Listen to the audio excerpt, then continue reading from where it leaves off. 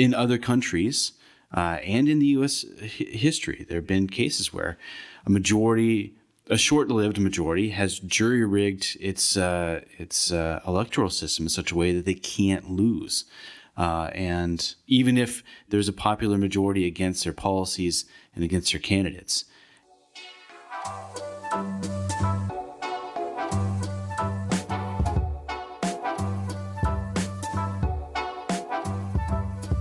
Hello and welcome to the Miami Law Explainer, a new podcast from the University of Miami School of Law.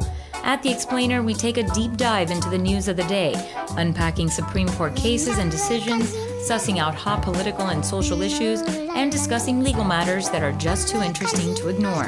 I'm your host, Annette Uguez. Going into the 2018 midterm elections, an initiative on the Florida ballot would automatically restore voting rights for people with prior felony convictions upon completion of their sentences. Currently, those disenfranchised voters must wait as many as 7 years to request to have the restoration of their rights be considered. Last month, the U.S. Commission on Civil Rights issued a damning report showing that federal actions to enforce voting rights for minorities have declined sharply since the Supreme Court struck down the core of the 1965 Voting Rights Act 5 years ago.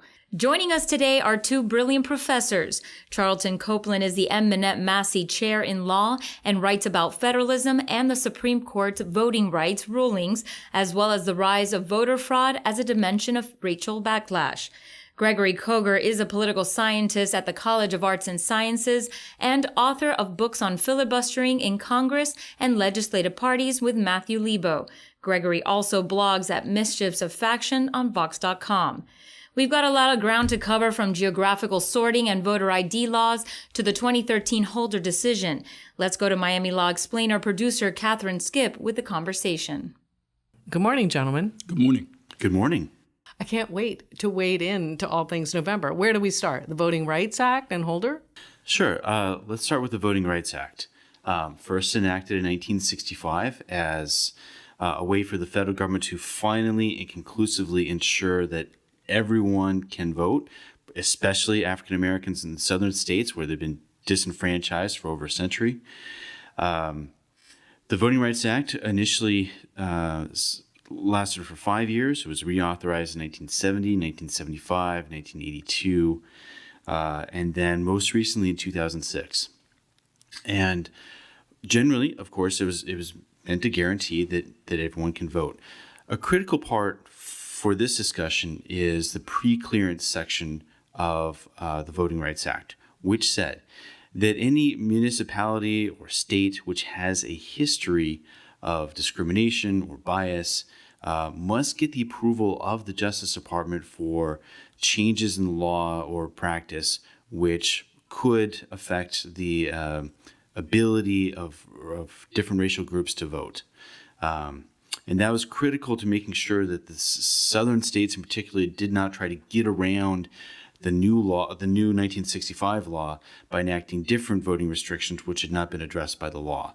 So it put an end to the manipulation and attempts to come up with new ways to retain the status quo. Now, if we think about Holder, and Holder is heralded as a case that essentially invalidated on federalism grounds those pre-clearance procedures and forced the federal government essentially to take jurisdictions to court to battle against changes in voting rules that were deemed to be potentially discriminatory. One of the things that I'm really interested in as we think about the Voting Rights Act is the fact that in an earlier case, in a case involving the Austin Municipal Utility District, decided, I think in about 2009, the Supreme Court seemed to hint that it had some constitutional reservations about the pre-clearance formula, or the coverage formula, and the subsequent pre-clearance procedures. Nevertheless, a Democratic Congress didn't didn't respond. And so one of the things that I think is really interesting when we think about the Voting Rights Act and Voting Rights Act politics and the politics around it, in some sense, is the way in which the contemporary political parties seem to be paralyzed, both in a kind of legislative fix pre-Holder and in a legislative response post-Holder that hasn't answered the Supreme Court's concerns in an effective way. Right. So there's a whole different podcast series that could address the question, why does Congress fail to legislate? But long story short, I mean, it's supposed to be the first branch of government, but especially over the last decade, has struggled to legislate effectively on major policy issues. So when this case came down in 2009, Congress at the time was controlled by majorities of the Democratic Party in both the House and Senate, and of course had Barack Obama as a Democratic president. But what they were focused on was trying to pass major healthcare reform, and then once that was done, to move on to financial reform, which became the Dodd-Frank law, and then hopefully after that to enact climate change legislation, which never happened. And in theory, Congress has different committees and lots of different members, and they can multitask. It's an organization set up to multitask. But faced with a court decision, which might have motivated wise legislators to rewrite a section of the Voting Rights Act, I think they were inclined to say, oh, come on, man, we just redid this law in 2006. It's supposed to last for 25 years, and we shouldn't have to talk about it again right now. And we're busy with our, 2 or 3 other things.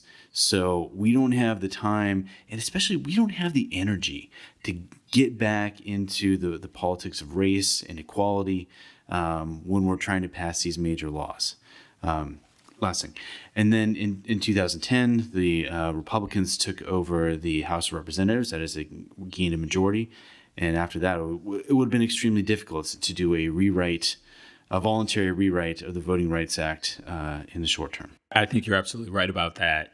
I think one of the other things I might add, in some sense, going back to Holder, is in part, in the oral argument in Holder, Chief Justice Roberts asked then Solicitor General Don Verrilli, he says, do you know whether or not, now I'm paraphrasing, he says, do you know whether or not the voting participation is larger in Mississippi or in Massachusetts?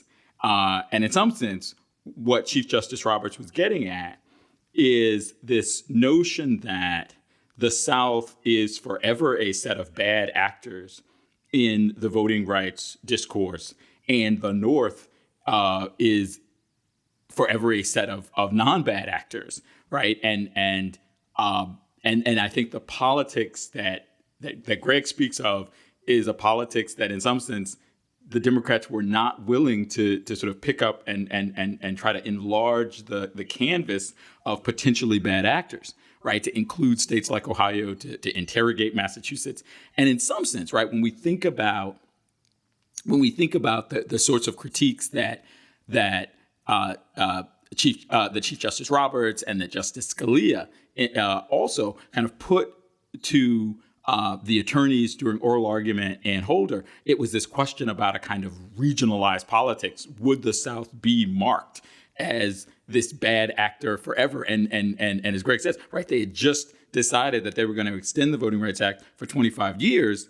And the question was, particularly after Barack Obama had won 3 southern states and had come fairly close in states like Georgia, could that narrative be sustained, right? And could that narrative be sustained over a kind of democratic politics that said we'd rather do something else. We'd rather talk about other issues. And so it in some sense fed into a narrative that there was a different kind of politics at play in failing to address the Voting Rights Act issues. So, Charlton, could you walk me through Shelby County v. Holder really quickly? So there's this county in Alabama that says, hey, we'd like to impose a voting restriction. I can't remember what. And we shouldn't have to get the approval of the Justice Department anymore because our racist past is long behind us. So this is an interesting case because essentially this is the argument that states like South Carolina, which brought the original challenge to the Voting Rights Act, had made as early as 1965. Except, right, as Greg says, Alabama says we're not that state anymore. Right. We recognize the legitimacy of the Voting Rights Act. We recognize the legitimacy of prior Supreme Court jurisprudence on this statute. We are not that place anymore, and the times have changed. We have changed, and again, the Supreme Court, again in that case, both reaching back to a kind of revived federalism jurisprudence that had come through the Rehnquist court, on the one hand, in which the Supreme Court had taken great pains to look over Congress's shoulder to say, did you dot your I's and cross your T's with respect to imposing restrictions on state governments, coupled with again, the election of Barack Obama and the sort of sense that, yes, indeed, if Florida and Virginia and North Carolina could vote for an African-American presidential candidate, it certainly suggested that something significant had changed. If the significant numbers of new voters, I think the estimates are that about 8 million additional voters, many of them racial and ethnic minorities, were added to the rolls during the 2008 and the lead up to the 2008 presidential election, right? There was a sense that, hey, maybe there's no real problem here. And again, that tenor rings repeatedly in the Supreme Court's case law. One of the things that I think, though, is also connected to the decision in Holder is, in fact, the rise of the voter ID laws. And I'll say a little bit about that. So prior to Holder, the Supreme Court had actually upheld the use of voter ID laws in Indiana, right? And so you have voter ID laws that have been sanctioned by the Supreme Court in a case called Crawford versus Marion County Board of Elections, in which Justice Stevens writes the opinion, and the court there basically said that it was a kind of rational decision to tamp out alleged voter fraud, despite the fact that Indiana could not point to a single case of in-person voter fraud that had actually taken place. Right, the Supreme Court and the Seventh Circuit affirmed the state's authority to do that. In fact, then creating, in some sense, this two-tiered system, right? That voter ID laws were being enacted in non-Southern states, right, in Indiana, while states like Georgia, states like Alabama, states like Texas would have to come back to the Justice Department to get pre-cleared for the very same statutes and regulations that had basically been affirmed by the Supreme Court in previous case law. So I think that there was an interesting convergence in earlier cases and in narratives about voter fraud on the ID side, and in a kind of federalism case law that had been germinating in the Supreme Court, for basically the last 2 decades, that converged sort of nicely in Holder, or by the time Holder gets decided. That leads us right into voter suppression. Can we kind of talk a little about where we are now on both the push and the push back? Well, there's many different kinds of voter suppression. Let's start with the voter ID laws. As Charlton has noted, I mean, a lot of southern states, now that they've been freed up by Shelby County v. Holder, have imposed their own voter ID laws. I'm most familiar with the case in North Carolina, in which the state legislature imposed a voter ID law, and subsequently a court case against that law found out that when the legislature was writing the law, they solicited information about the racial impact of different kinds of voter ID, and then consciously chose the ones which would have the greatest effect upon minimizing the ability of African Americans to vote in the state of North Carolina. So, I mean, as Charlton says, part of the logic of Shelby County was that it sure seems as if we don't have a racial problem in America anymore. Because look, Democrats are competitive in a lot of these southern states. African American voting participation has now reached a level of equaling white non-Latino voting participation. So one way to look at that is that racism just isn't a problem in America anymore, and so we don't need this law, or at least we don't need the pre-clearance. Another way to read that set of facts is that the Voting Rights Act had been a smashing success, and getting rid of it could have disastrous consequences. And we are living in that latter world, in which, yes, a lot of states have enacted voter ID laws, and they are having a detrimental effect upon the ability of citizens to vote.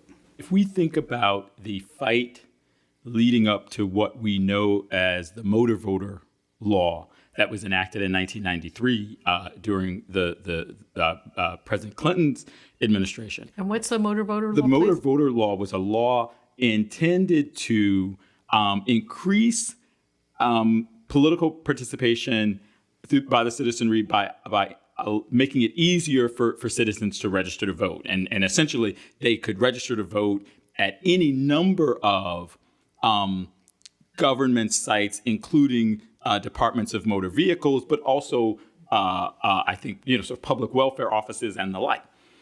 The narrative, and the narrative didn't start there, but the narrative certainly gained some strength that making it easier to register to vote would increase the likelihood of voter fraud, right? And that legislation had been pushed in the first Bush administration, but wasn't successful until Clinton comes to office, right? And so you get the motor voter law.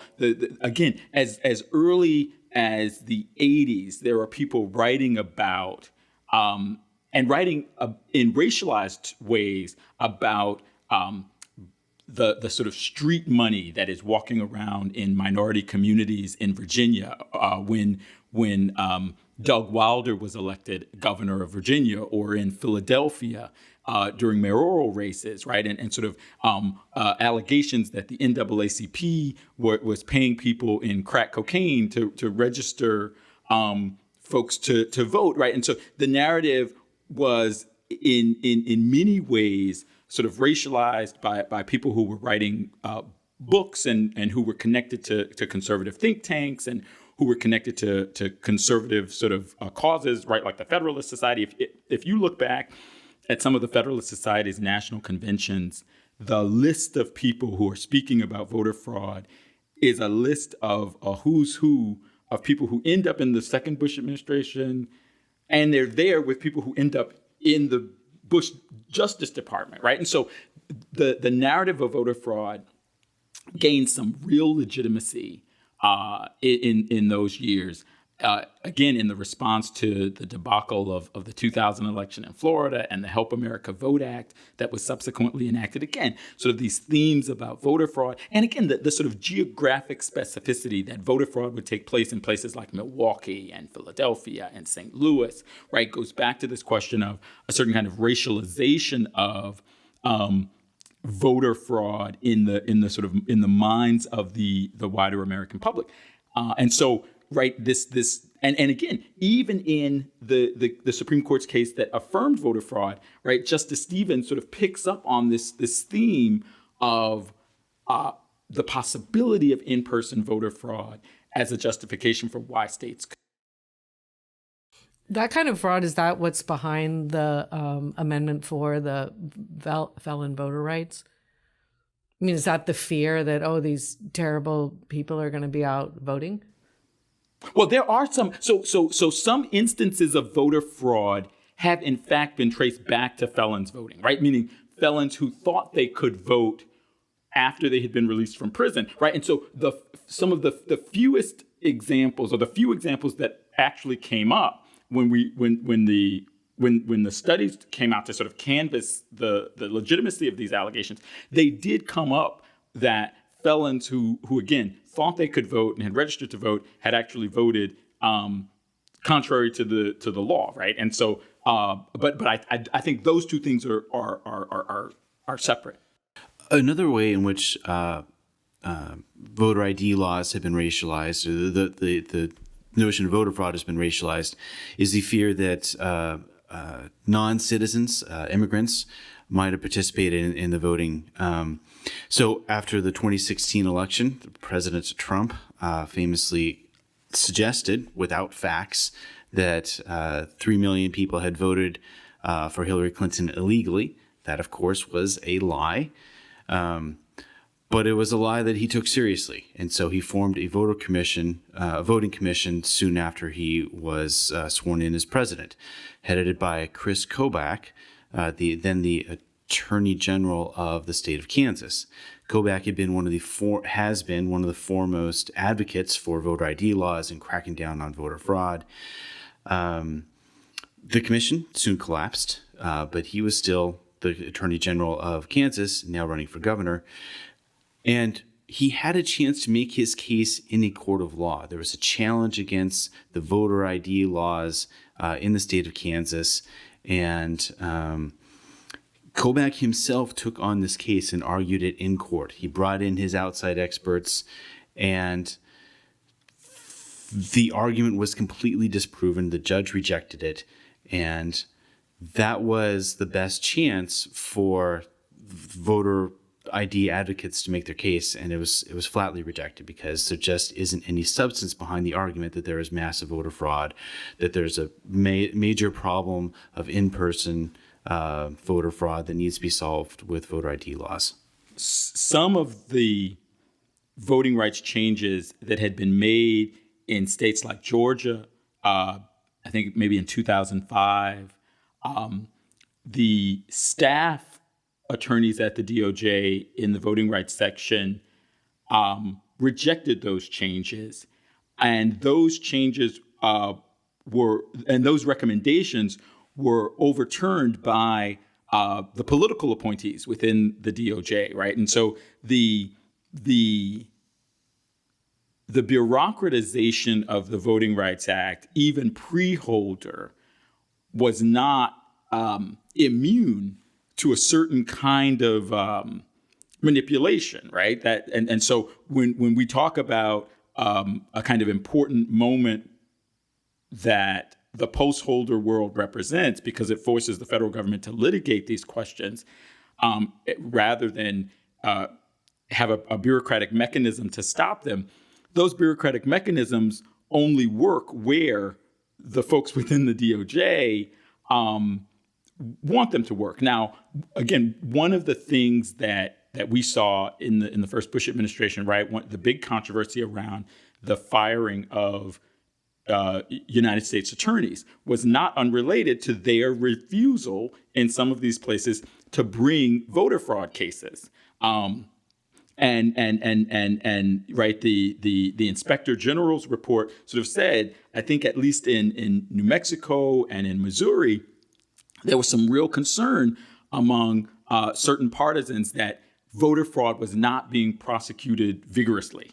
And so, right, we again, the politics of this is important. But to go back to your question about felon disenfranchisement restrictions, again, right, the like good lawyers, the first route that folks took was to try to get this thing to court, right, to litigate these questions up to the Supreme Court, and the courts have simply not responded in the way that I think opponents of restrictions on felon voting had hoped, and so it spurred this real grassroots political activity, particularly here in the state of Florida, with respect to an attempt to amend the Florida Constitution,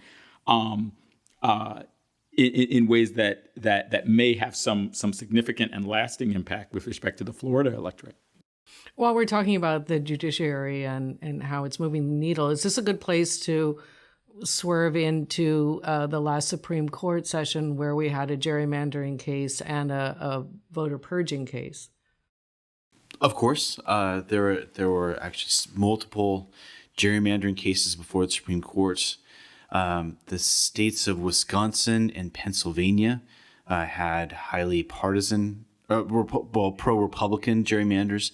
The state of Maryland had a highly Democratic gerrymander. And so taking those cases together, the court had an opportunity to make a declaration about whether or not partisan gerrymandering per se is unconstitutional, or whether there's a limit that they're willing to draw. And the short answer is no, that they did not agree upon any particular standard for identifying, how partisan is too partisan when it comes to gerrymandering. But on some level, like the voter franchisement sort of question, the states and the politics at the state level have been fairly interesting. One, you've seen some state Supreme Courts, right, throw out legislative districts, right? In Pennsylvania, it was a huge issue. Some states have also moved in the direction of creating nonpartisan gerrymandering sort of boards, right? To engage in the project of drawing legislative districts, and so we've seen these sort of false starts through the federal courts and responses both by state courts on the one hand and the state political process to respond to the absence of a kind of federal remedy for some of those questions. Yeah. In the state of Pennsylvania, for example, the court challenge was just within the state courts utilizing a provision in the Pennsylvania state constitution. So that gerrymander has already been overturned, and there's a whole new set of districts that'll be in play in the 2018 election. And Democrats will probably pick up multiple seats just from the state of Pennsylvania. In North Carolina, there has been a federal court challenge to redistricting focused on but just exercising the Voting Rights Act ban on racial gerrymanders. And I mean, it was the defense of the majority of the legislature was, we weren't trying to disenfranchise African Americans. We were just being completely partisan by minimizing the influence of Democrats. And it just so happens that African Americans in our state are overwhelmingly Democrats. So our goal wasn't to minimize the representation of African Americans per se, but only in their role as Democrats. That didn't work. And the voter purging case, we want to talk about that? So again, right, this case, Husted versus the A. Philip Randolph Institute came out of Ohio, and Ohio's attempt to purge its voter rolls, right? And so there is this, the states argue, look, we're caught in this catch-22, right? The Help America Vote Act requires the states to keep accurate voting rolls, right? And so they have to kind of keep these accurate voting rolls, and the state says therein lies our obligation to remove folks from the voting rolls who haven't moved or who haven't responded to certain attempts by the state to kind of make sure they still live where they once lived and are continue to be eligible to vote, right? And on the other hand, right, this question about whether or not these actions are in fact sort of racially discriminatory and have a dampening effect on people's ability to participate in the franchise. Again, the Supreme Court divided 5-4 this most recent term on, right, not constitutional grounds, but kind of statutory grounds under the Help America Vote Act, saying that basically what Ohio was doing was consistent with that statute, right, and affirmed right the procedures by which the state had gone about identifying those who would be eligible for purge on the state voting rolls. And again, commentators have noted that voter purges are used disproportionately in states that were formerly covered under the Voting Rights Act, right? And so, again, this is a kind of post-Holder world. Again, despite the fact that, as Greg said, the Holder Court says, no bad actors, states have changed. We see that, again, a disproportionate use of voter purging in those same supposedly changed states. Great. We're about a month out. How are all of these things going to impact the midterms? Well, in the short run, it appears as though the Initiative 4 will pass in Florida. It's currently polling around 74%, and it needs a 60% majority in order to amend the Florida Constitution. So that seems likely to succeed. It has an interesting bipartisan coalition behind it. So not just, advocates for African Americans being able to vote, but also the Koch brothers, because there's just a broad range of people and groups across society who think that felons deserve a chance at redemption and to rejoin society, and recognizing that if ex-felons are able to vote, it helps bring them back into society on equal terms. This is a promising occurrence in part because Florida is probably the most restrictive on this issue, but also because I think that when you see things like this happen, I do think that there's a regional effect, right? I think that changes that seem to be happening in Alabama, in some sense, became the basis for a kind of rhetorical move here in Florida, right? That, hey, are you gonna, Florida, let Alabama get there before you do? And in some sense, right, it's one thing for a non-Southeastern state to sort of do something like this. I think it's another for a state in the Southeast, a state as large as Florida. What might redound from what we I think will be an important victory in November. I'm interested in sort of thinking about what happens from there.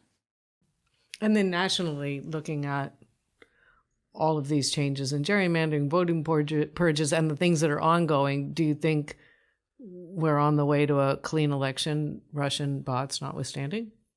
I mean, I think that there will be distortions in the 2018 election. I mean, at the very least, if you look at the elections for the U.S. House of Representatives, right now it's projected that the Democrats are likely to gain a majority, but that it'll take, they'll have to win the national popular vote for the U.S. House by 6 to 8% just to get that majority. So as a party, they are disadvantaged by the current system of congressional districts. And that's not just a function of gerrymandering, that is the deliberate strategic drawing of lines in state capitals.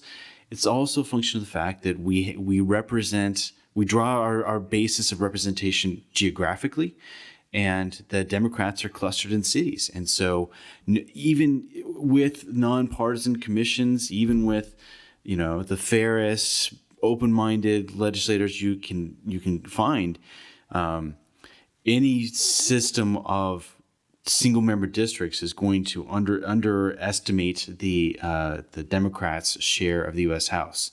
So, I mean, I do think that we'll have a reasonably fair election, but there will be distortions in the process based on the accumulated inequalities that need to be eradicated and have not yet been eradicated.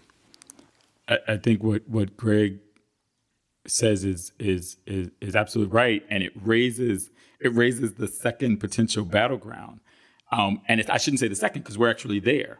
The census, right? This question about how do we configure who gets counted, because ultimately we know that we're drawing districts on the basis of those numbers, right? And so we are already now fighting about the ways in which we count and the impacts that will have on or disproportionately have on one party as against another party, right? And so, just as soon as we think we've got one sort of distorting mechanism kind of straightened out, we find ways to go back to another sort of input factor and find ways to manipulate that. And so we're going to see fights about the census.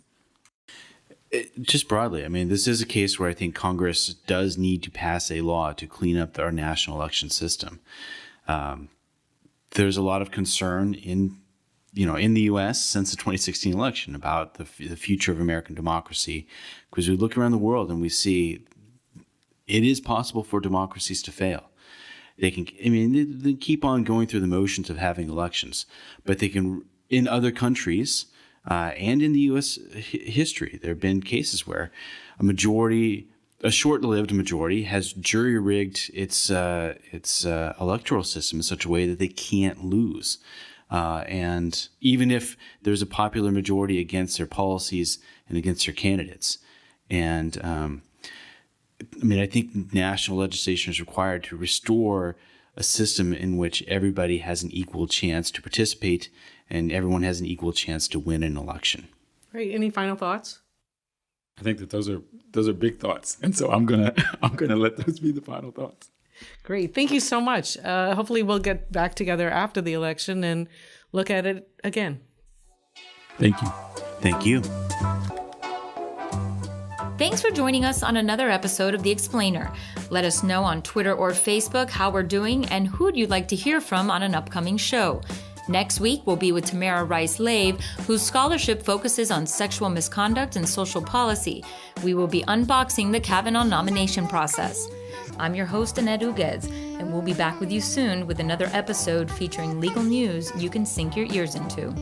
Today's show was brought to you by Miami Law's Graduate Maritime Law Program. The unique one-year degree partners Miami Law with UM's Rosenstiel School of Marine and Atmospheric Science, exploring international law of the sea, admiralty law, and marine and environmental law and policy.